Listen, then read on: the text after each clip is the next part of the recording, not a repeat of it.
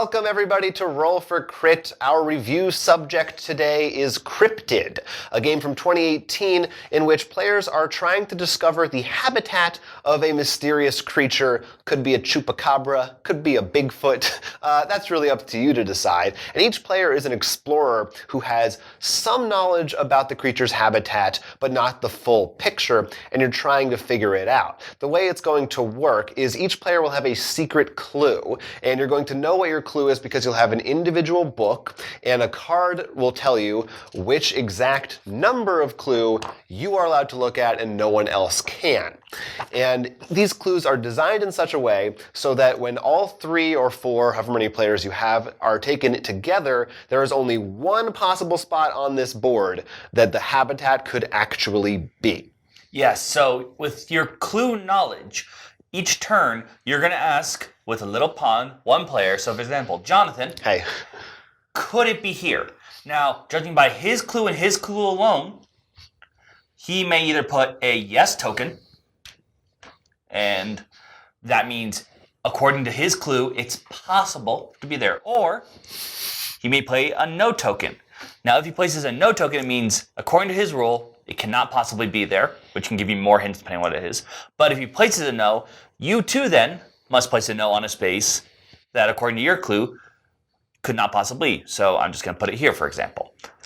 And what happens is, once you place enough clues on the board, probably, as I have done here, you may also have the option, I guess you could do it in the beginning, but it makes no sense, to choose a space that could be one. You have to be a space that's legally to your clue. So it doesn't have to have one of your yeses there, but it needs to be able to be available. So let's say I'll choose this spot here, and I say, is the cryptid here? And what happens is you go around the table, and that one already has a yes there, and they either put a yes or a no there. If everyone puts a yes piece there, Ta-da. That's where it was. You found it. Congratulations. Right, because there is only one possible spot that it could be. And the clues that you're working with usually relate to the terrain types. So your clue might be it's within one space of a water tile. Or it might say it's within 3 spaces of a triangle. That's what these little triangles are for in the board. Or if you're playing in the advanced mode, they might even be negative clues. So it might say it is not next to a bear territory. You also have these animal territories, which are these black and red outlines here.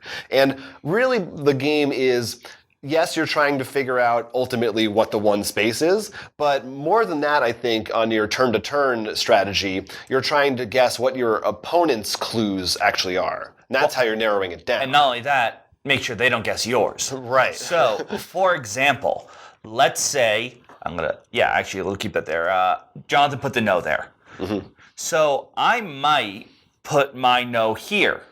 Because I already have 2 no's over there, it might not give them too much information. Right. Or you might even try to trick people. Knowing what the clues could be, you may come up with a misleading one and try to make them think, oh, well, they're going to think that mine says it can't be on water if I keep putting them in water spaces. Right. Or if you have, depending on the building structure, I could put a no maybe here, and they think, oh, it can't be near a green building, but really it can't be near a pillar or something. Right, yeah. So it's very much about logic and deduction, but usually I think you hear the term deduction in board games and you think social deduction. Mm-hmm. In this case, there's no lying, there's no bluffing. It is purely, and all the information, well, other than the clues, but everything on the board is shared between players. So you're not hiding anything. You really are just using your brain power to try and figure it out. Also, it forgot to be sort of mentioned in the beginning, but the card that gives you the clues also shows you how to set up the map too, so each setting is completely different too. Mm-hmm. It's made of 6 boards. There also is an app. Right. It's actually, they call it an app, I think, but it's really just a website yeah. which you can go to on your phone. But you can use that also to randomly generate clues and things, so it's pretty hard, unless you really play it a lot, to end up with the same pattern and know where the spot is. However, there were a couple times where because we chose different cards, so it's technically a different spot, but someone did like recognize. They literally got the same number clue from the same book like twice in a row. So they were like, we should pick a new set, which I don't think I would have noticed, but they did. Something else that's interesting is the rule book says you're free to use pencil and paper to take notes. Something that I actually like about the system is because it uses these cubes and discs and everything's laid out on the board and of the different colors. Unless you're really, the way that you would use pencil and paper, I think, is to write down what you think people's clues are and eliminate possibilities. But in terms of just information that's available, you really don't, there's no memorization involved. You don't need to really take notes, especially if you're just playing casually. You can just look at the board and deduce everything from what you can see. I think it's a very well thought out system, and the components help that along. No. But that helps a lot, and it's a lot of fun that way. Though this is what you see is what you get. Don't expect that once you find it, you get to see some weird, crazy cryptid. Yeah, the fact that you're hunting for whatever creature it is really doesn't matter. I remember when I first heard about this game, because it had a lot of buzz. It was really popular, still is.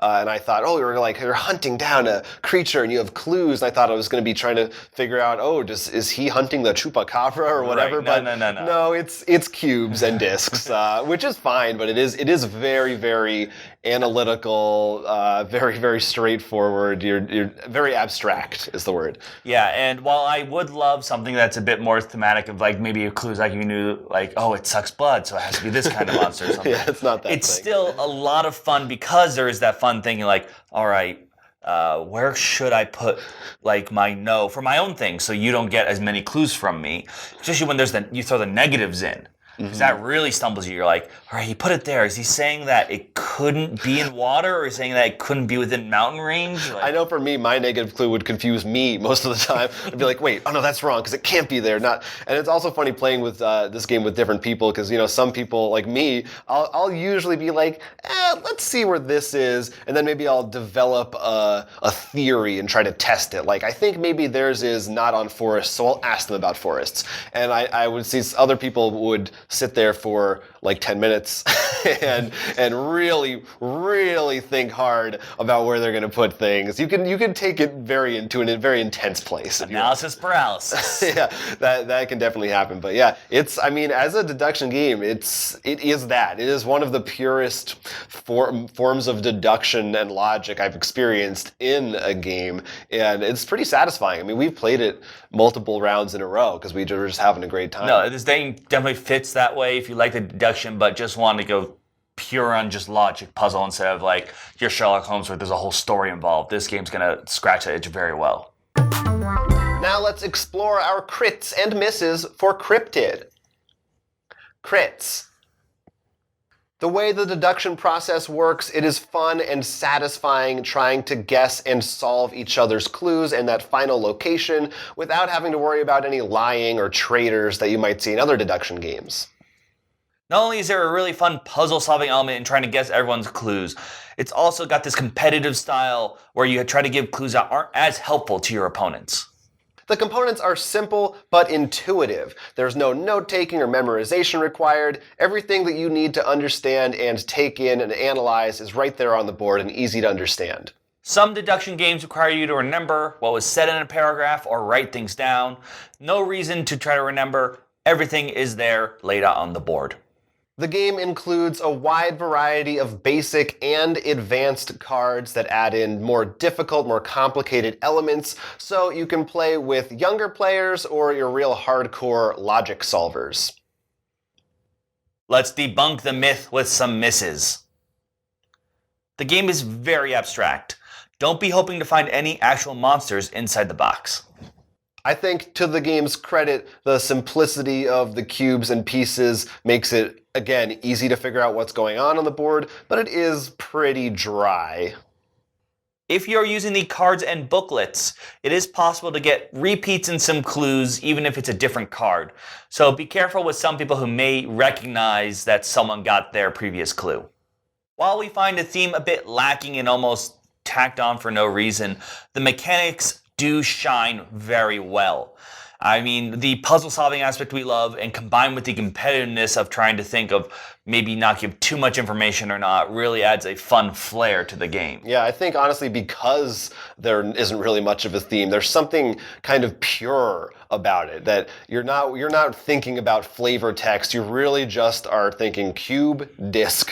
What is that one spot? And trying to puzzle that out is really entertaining. You know, there are times when you're like, I know that it's this, but then you see one clue or one key that messes it up. All of a sudden, like, yeah, they put one thing and you're like, okay, that changed my entire theory blown out of the water. I will say, I think I'm partly harping on the theme just because the idea of the theme with monsters is so exciting to me. They made it cool, and I do think there's like a chance that, you know, people will just see this on the shelf and the box art looks awesome, and when you look at it in person, it's like the most dry cubes and discs. But don't judge it by its inner cover, I guess we should say. Judge it by the front cover. That represents the fun you will have playing it. Cryptid. It's out there right now. It was on a bunch of people's top 10s last year. We didn't get to play it in time for that, but super, super fun. Yeah, really enjoyed it.